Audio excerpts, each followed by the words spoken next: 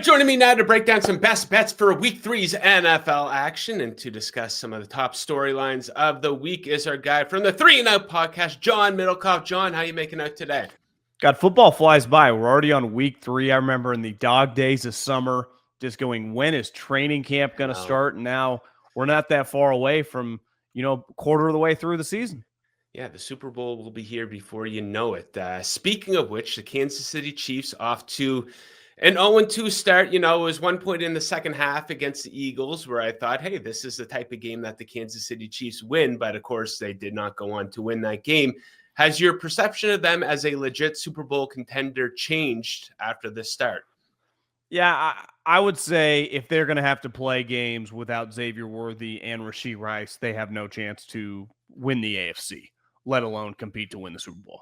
Now, if Xavier Worthy, who they drafted in the first round, I know they don't have top picks, but they do get one pick a year, and they use that on Xavier Worthy, who had a productive rookie year. I think he had 6 touchdowns, 50 catches. Obviously, Rashee Rice was establishing himself. If you give me those two guys in that game, I think we're looking at the start of the season for them a little bit differently. And you and I have talked, like Travis just isn't quite the same at this point in time in his career. And that was the tough part. He was having a good game. He made multiple plays on third down. He had the one big stiff arm. But obviously, I think people are acting the drop. He turned his head late. The timing on the play was just off. And then obviously catastrophe hit when the ball, instead of just bouncing down. That's the thing with whatever the what's the oblong or whatever the size shape of the football is. You never know quite which way it's going to bounce. Sometimes it bounces in your favor, and sometimes it bounces right to the guy. What a play by the left tackle. I still think defensively they're going to be really good. They have championship character. They have championship mettle. But they need these 2 wide receivers because their coach isn't going to just lean and try to just hammer the run 50 times if it's not working. That's not Andy Reid style. I thought Patrick played a pretty good game. I didn't see everyone's opinion after. I can imagine, well, his stats weren't great. It's like, I don't know. I thought for the most part he played winning football. I know he missed a deep shot, but this isn't video games. You don't hit 80% of those deep bombs. They are difficult to hit. And plus, he's throwing it to a guy that 2 years ago no one had ever heard of. So it's not like he's missing Tyreek Hill in his prime on these plays.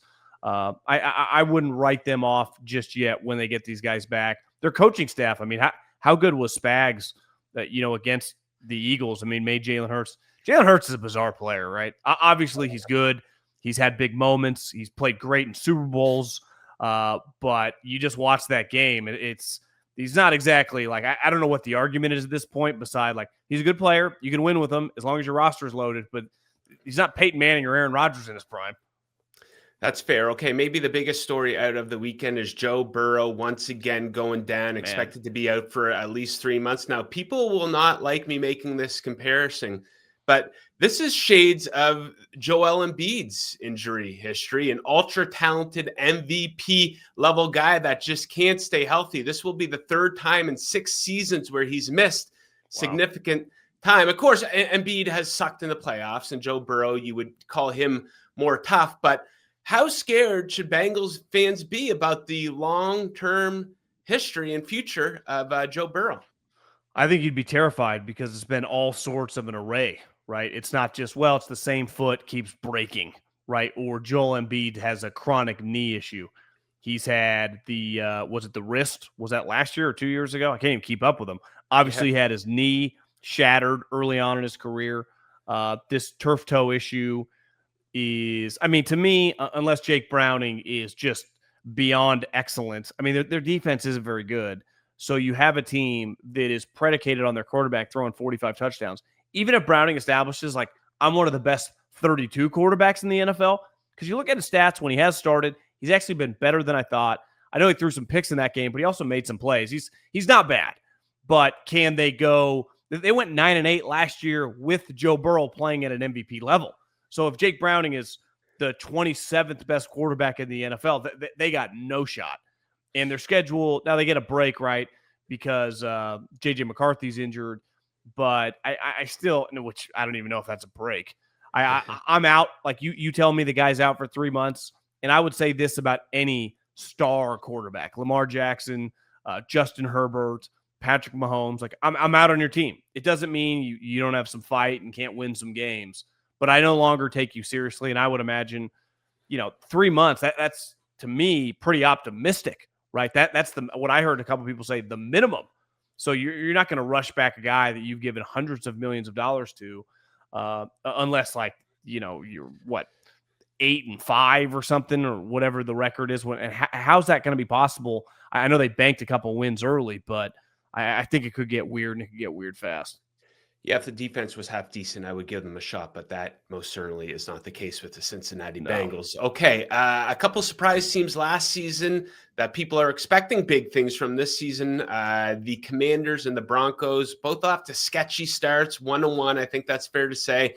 Very sloppy start for the Broncos. Just a disaster loss there Sunday at the Colts. Meanwhile, Commanders already beat up after getting beat up by the Packers on Thursday night. Which of those teams do you think is a bigger candidate to regress here in 2025? I would say it'd definitely be Washington. I'd pump the brakes on everyone freaking out about Denver.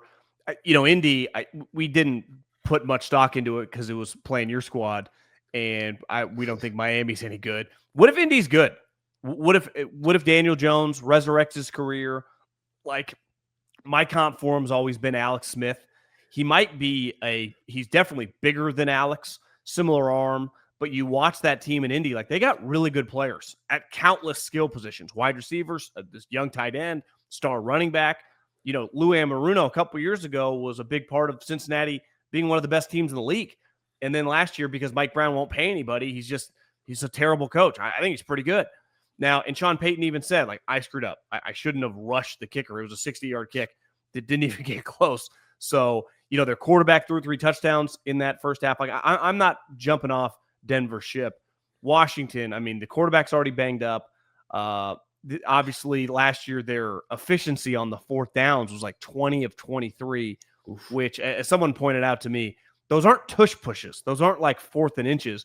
They were going forward on 4th and 5s, 4th and 7s. And that's just a natural regression. And say this, like, it's only 2 weeks, but the Giants are clearly better. And the Cowboys offense is really explosive. And the Eagles are a bizarre, awesome team, but they're really hard to beat. So it's not going to be easy for Washington just in their division. And obviously the schedule is much harder. So from what they have 12 wins last year, I think it's going to be, they're going to have to battle this year to get to that 9 spot, to 9-8, which doesn't even guarantee you a spot, but if you're on that trajectory, you're right in the wild card mix in the middle of December, which I think most people thought if there was a regression they would be in. I do think the NFC does, look at the NFC West early on. If the Niners are going to be solid and the Rams are clearly good, the Cardinals are going to be feisty. Seattle's obviously solid, so that division is pretty good. Like we just said, the East is better. South stinks, but the North. The Packers are awesome. I think one of the Lions, I give them a little bit of a pass now looking at that Packer game. They're going to be good at home. They always are. So that's probably a 10-win team. Okay, I feel like I ask you about this guy every single week, so let's keep it going. Caleb Williams, the usual mixed bag for him against the Lions. He showed some pretty good athleticism at times, but also showed some very low football IQ. If you needed to bet yes or no, even money on both sides, assuming he's healthy, does he start all 17 games for the Bears this season? I would say no chance. Ooh. Just because I don't think they're going to win many games. So even if it was Rocky and they were in the playoff hunt, you'd be like, listen, he's the number 1 pick. Even if this coach didn't pick him, he's going to get some time. But when you factor in that, I'm not trying to overreact to, that's probably the most points they'll give up all season, hopefully, if you're a Bears fan. But 5-6 wins, I mean, they kind of feel worse than last year. Some of these stats going around on all the guys polls drafted, none of them are Pro Bowlers. They have some famous names and some high picks, but they are not playing at a high level. And then, like Ben Johnson, the offense is his baby. And when you draft a guy, you go down typically with him or give him a much longer leash, right? Like, obviously Bo Nix battled back, but Sean Payton was going to be in it to win it with him. Any struggle Jaden Daniels has, you even see D'Amico and CJ Stroud, right? We're just going to figure it out. When I didn't draft you, and this is not good. I just think the leash is much smaller now. Once you bench Caleb, this isn't a situation because of the market in the city where I think you could pull. I had said this a couple days ago, and I think I got to change my tune, is like what they did with Bryce Young. They benched him, and then, obviously Andy got in the car accident, so he got back in the game, but they could have put him back and started him whenever. Once you bench Caleb, I think it would be over. I don't think there would be any going back. So I do think it's going to take a little bit of time. Like it's way less likely to happen in like early October. But once we get to Thanksgiving, if you are well under 500, the playoffs have no, possibility. I think he would be in major trouble come November if they are 3-4 games under and the offense is sputtering. And then I think it just shows you that like this thing was over. Looking like the same old Bears here in 2000. God. Bears Cowboys. Could be a fun game if you like a lot of points. I like the over in that one here on Sunday. Okay, let's get into some best bets here this week. And let's start with the Thursday nighter. My Miami Dolphins, the biggest underdog of the week at Buffalo. Does not look good for them. An 11.5-point spread favoring the Bills, who are a pretty easy bet to get behind, John. I was impressed with the Bills last week. And listen, they're going to own their division, and obviously that's why I like them this week. But that would have been a game after winning against Baltimore on Sunday night to just have an ugly, 6-point win, or kind of have not a game-winning field goal, but be in control, but the score not reflect a dominant performance. And they dominated that game. And I do wonder if after that win, they get even extra kind of like confidence moving forward. We already knew they were good. I mean, they've been one of the best teams in the league for the last 4 or 5 years. But I just think this team is pedal to the metal. We know this matchup is not great. It's probably better for you guys that it's, in September and not November or December.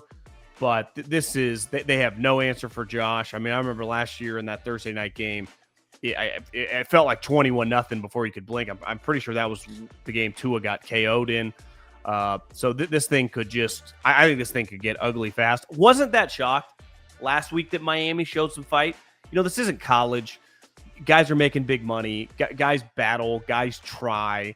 Most times, I mean, if you have people quitting this early in the season, you might as well just fold the franchise. So I expect Miami to show some fight. I just think the talent discrepancy, the coaching discrepancy, and just the overall matchup is just too wide for this. If the Bills are taking this seriously, which they just showed me 4 days ago that they are, or 2 days ago, I guess we're recording this on Tuesday, that they're taking this very seriously. They're just dramatically better. Yeah, I think that Dolphins, the sequence in the game against the Patriots where they returned a kick for a touchdown, something that doesn't happen a whole lot throughout the season. Then on the very next play, they allow the Patriots to return a kick for a touchdown.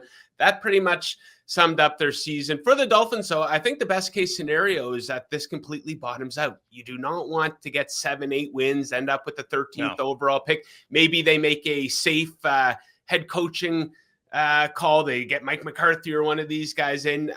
It's good if they get embarrassed and the owner gets desperate, maybe throws a blank check at Kirby Smart like you suggested there a couple of weeks ago. So yeah, maybe that is the best case for Tua's thrown obviously through a couple of games. Typically, I mean, you know better than me, he plays well when the weather's good. Throwing some awful interceptions right now.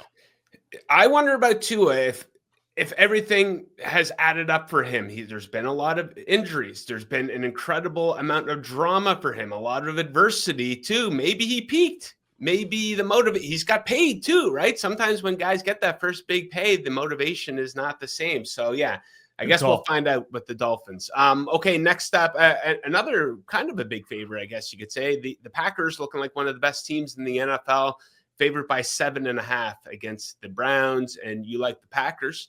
Extra rest here to cover that number.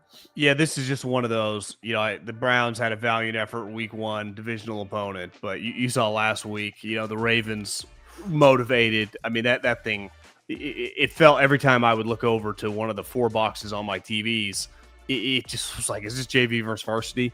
And, the momentum, the negativity around that franchise just coming into this season, obviously the Packers, if this was college football, I think everyone would be very comfortable just putting the Green Bay Packers the number 1 overall team in the country.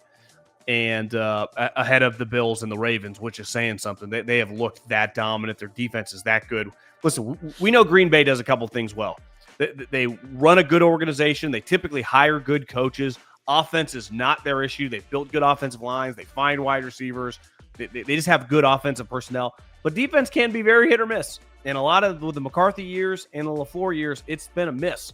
And it's been the reason why it's like, wait, they only made one Super Bowl in the last 15 years? Like, yeah, they've been to a lot of conference championships, go to the playoffs a lot, but they underachieve come January. That feels like a thing of the past because this defense looks incredible. And Micah, the addition for them, and I'm going to say this every week, this year it's just Kenny Clark for Micah straight up. Those picks don't exist till the future. So you just traded Kenny Clark for Micah Parsons, and it is showing. So I think the Packers kind of have the Bills and Ravens thing of like, we are pedal to the metal. We know we're good. The other elephant in the room now for all the top teams, this is not a 2-seed bye anymore, right? The advantage to get that 1 seed, to get that rest, is just gigantic. And you know Sean McDermott, John Harbaugh, Jim Harbaugh, the Eagles, the Packers, like this is an undercurrent theme. They might not be talking about it every day, but it's like, hey guys, we can't afford to drop a random game, and we are way better in this team. I'd be stunned if this thing is close on it. The other Flacco can't move, so you got Micah Parsons that looks like he is like an Olympic sprinter right now with pass rush. How fast does he look? Gary looks fantastic. I think when you got fast pass rushers, your other defensive linemen look fast. They're coming from all angles. Flacco, if you told me he gets sacked 4 or 5 times in this game, wouldn't you believe it? Yeah, it absolutely looks like another lost season for the Cleveland Browns. Okay. Last but not least here, Steelers coming off an ugly loss here in week 2. They travel to New England. They're favored by 1.5 points, and you like them to bounce back. Well, I think I overvalued New England a little bit. Even in a win, I wasn't that impressed. I mean, there was a point in time in the second half where it's like, I think the Dolphins are going to win this game and shut everyone up.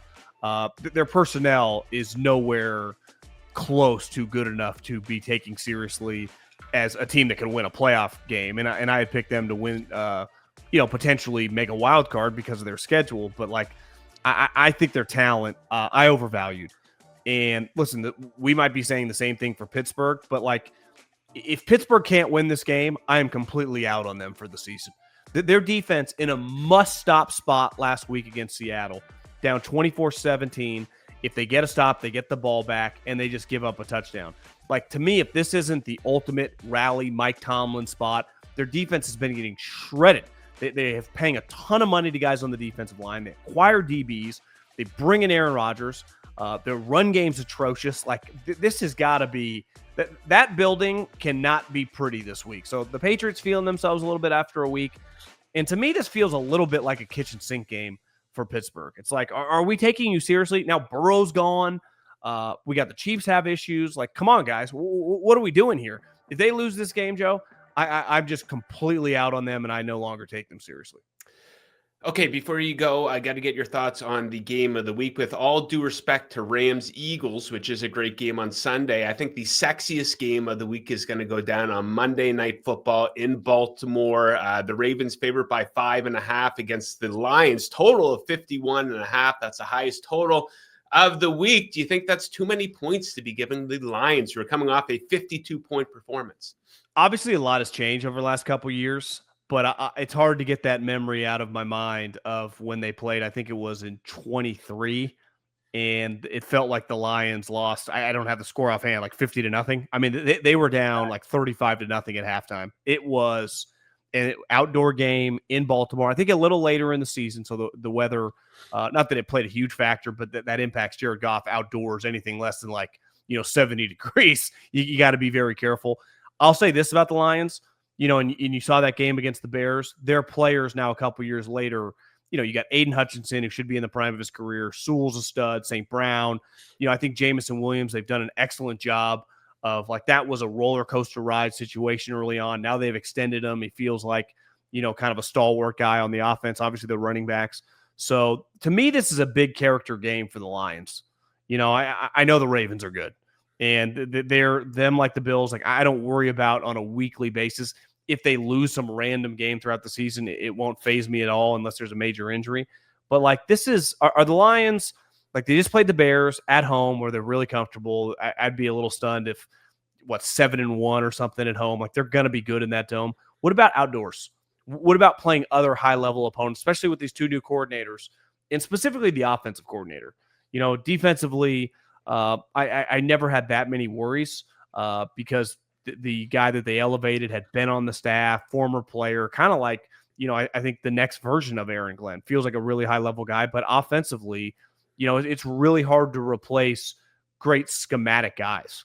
And typically, like when you lose Shane Steichen, the next guy's a disaster, right? And you've seen this with the Eagles. Like they've had a couple good coordinators, and right now the coordinator looks like a little off. So you just never know. And I think there's a lot of pressure on Johnny Morton this week against, the Ravens, who we just saw Joe Burrow slice and dice them. Now, or not Joe Burrow, but Josh Allen. And I'm not saying Jared Goff is Josh Allen because he definitely can't move like that.